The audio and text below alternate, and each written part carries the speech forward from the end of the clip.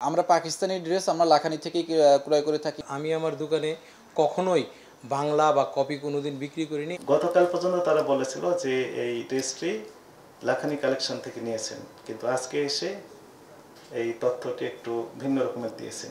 সানভিজ ভাই তনির কে দুটি ধারায় আমরা 2.5 লক্ষ টাকা জরিমানা করি এবং তার কাছ থেকে আমরা যেটা তথ্য পেয়েছি যে এই পাকিস্তানি প্রোডাক্ট তারা আসলে মূলত বিভিন্ন জায়গা থেকে সোর্সিং করে এবং সেখানে তাদের স্টেটমেন্টে যেটা বেরিয়ে এসছে সেটি হলো যে লাখানি নামে আমাদের গাউসিয়া মার্কেটের কাছে এলিফ্যান্ট রোডে সেখানে তাদের একটি পাইকারি যে হোলসেলার আছে তাদের কাছ থেকে এটি সোর্স করে। আমি আমার দোকানে কখনোই বাংলা বা কপি কোনোদিন বিক্রি করিনি, আজও পর্যন্ত এই কথাটা বলতেছি আমি। আর আমি আপনার সানভিজ ভাই তনির কাছে যে মাল বিক্রি করছি, আমার কাছে মেমো আছে। উনি যে রেটে মাল বিক্রি করে, আমি মাল বিক্রি করি ওনার কাছে 3100 টাকা।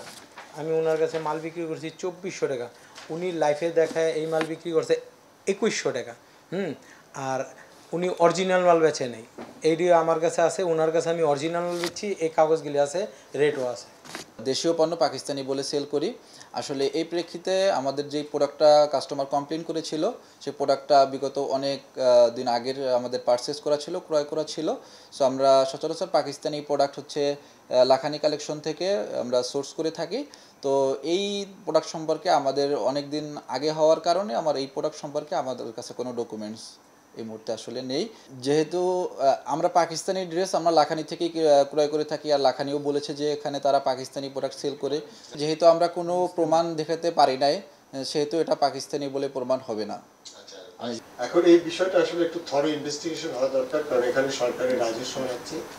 আর একটা হলো যে এখানে প্যারালালি যারা বৈধভাবে ইম্পোর্ট করছে তারা আসলে টিকে থাকতে পারছে না, এবং মাঝখানে এই যে পাকিস্তানি ড্রেসের নামে একটা বিপুল সংখ্যক আমাদের কনজিউমার তারা প্রতারিত হচ্ছে। তো এই বিষয়গুলো থরো ইনভেস্টিগেশন দিলে আমরা আজকে একটা কমিটি করে দেবো, কারণ একজনের পক্ষে এটা সম্ভব না। আমাদের একজন ডেপুটি ডাইরেক্টর এবং আমাদের 2 জন বা 3 জন আমাদের অ্যাসিস্ট্যান্ট ডাইরেক্টর আমাদের হেডকোয়ার্টারেও থাকবে। এটা তারা এই কমিটি এটা থরো ইনভেস্টিগেশন করবে, এবং সেই জন্য আমাদের হয়তো 7 দিনের মতো সময় লাগবে। এটা আমরা সমস্ত বিষয়গুলো আমরা খতিয়ে দেখব। খতিয়ে দেখার পরে আমি ইনভেস্টিগেশন করে আমি আমার সব পক্ষকে এখানে ডাকবো। সব পক্ষকে ডেকে আমরা একটি রিপোর্ট তৈরি করে এটি আমরা সরকারের কাছে তুলে ধরবো এবং আমরা এটা জনগণের কাছে তুলে ধরবো, কারণ এই জিনিসটা ইনভেস্টিগেশন হওয়া দরকার। এখানে কিন্তু লক্ষ লক্ষ কাস্টমার তারা কিন্তু প্রতারিত হচ্ছে। এই জন্য আমি একটি থরো ইনভেস্টিগেশন করে 7 দিনের মধ্যে আমরা এটি আমরা ডিসক্লোজ করবো যে আমরা কি পেলাম, ফাইন্ডিংসটা কি।